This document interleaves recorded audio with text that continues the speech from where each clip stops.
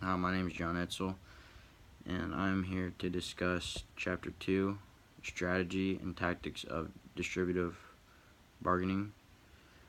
A couple of things that really stood out to me in this chapter were the tactics that negotiators use to gain the upper hand when in negotiations.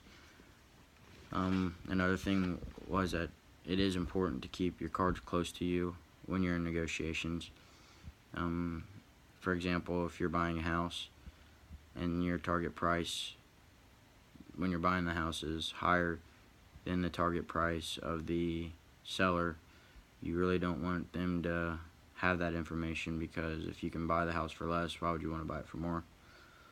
Another thing that stood out to me was how to open up negotiations. The buyer will have, what the price range that they're looking for, the asking price, more or less, and then the seller has the asking price, say it's $200,000. It starts out that, but they're willing to take a little bit less than that, and then you have the resisted price, which the seller's not willing to sell if the number's not high enough, and the buyer's he's not willing to buy if the price is too high.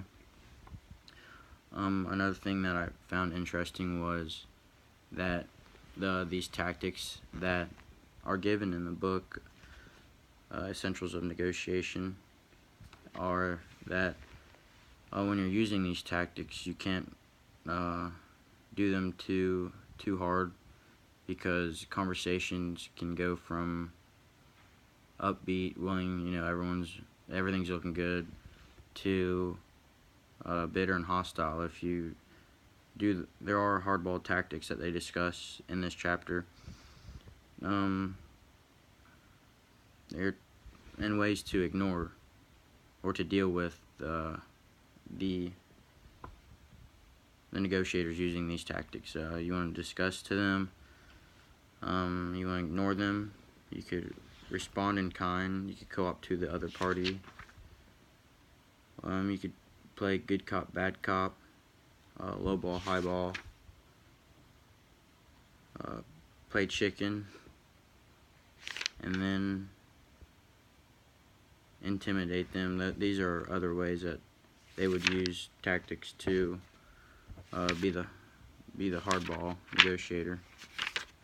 Final offers are important in negotiations, and they can really set the tone at the end, whether the person's going to buy or whether the person's going to walk away from the deal. When a person says, "This is as far as I can go," it says, "Sometimes, however, it is clear that a simple statement will not suffice. An alternative is to use concessions to convey the point. A negotiator might simply let the absence of any further concessions convey the message, in spite of urging from the other party.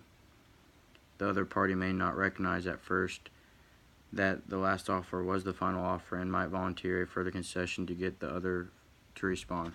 So really that's saying, the final offer, if that's the final offer, you don't want to push too hard. And if they tell you that this is as far as I want to go, they might not be lying, and if you push harder and harder, it may have them walk away from the deal or offer less than the final offer. These are just some things that I really found interesting in this chapter. That's about it. Thank you for watching.